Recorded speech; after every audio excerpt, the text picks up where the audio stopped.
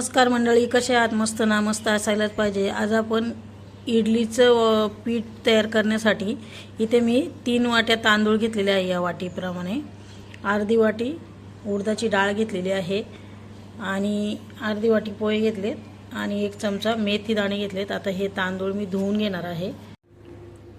तर हे बघा, तांदूळ मी भिजायला ठेवलेत. आता मेथी भिजायला ठेवली, उडीद डाळ भिजायला ठेवली.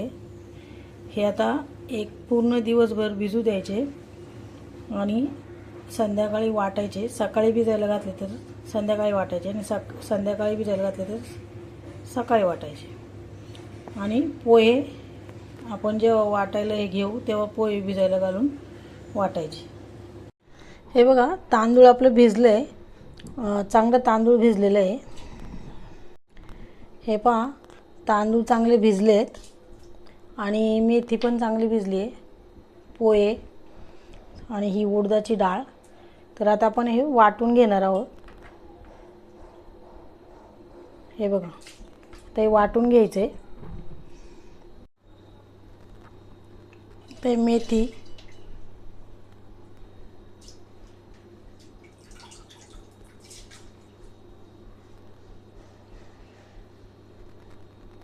आणि थोडीशी याच्यात उडीद डाळ, म्हणजे सगळं मिक्स करायचं. आता वाटताना उडीद डाळ आणि तांदूळ मिक्स करून घ्यायचे.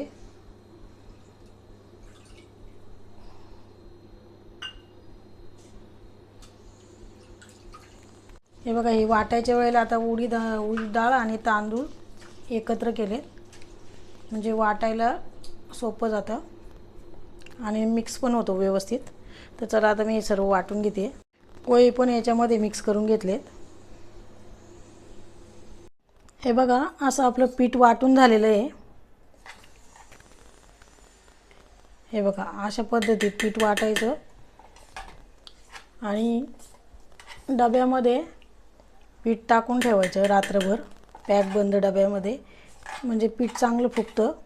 आता मी हे डब्यात ओतून घेते. हे बघा, इडलीसाठी, डोशासाठी आपण वापरू शकतो.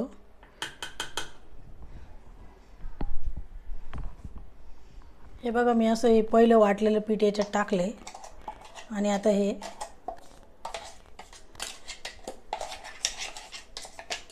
डब्यात टाकून घेते पीठ आणि याला पॅक बंद ठेवलं ना तर खूप छान फुलतं पीठ. तर सर्व एकत्र करून घेते.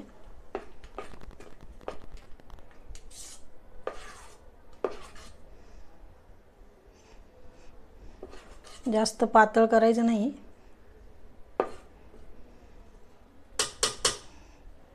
तर बघूया आता. तर आता डब्याला ना पॅक बंद झाकण लावून घ्यायचं.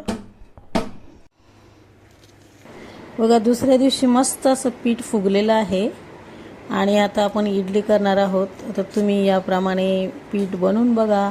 व्हिडिओ आवडला तर नक्कीच लाईक, शेअर आणि सबस्क्राईब करायला विसरू नका. व्हिडिओ संपूर्ण पाहिल्याबद्दल धन्यवाद.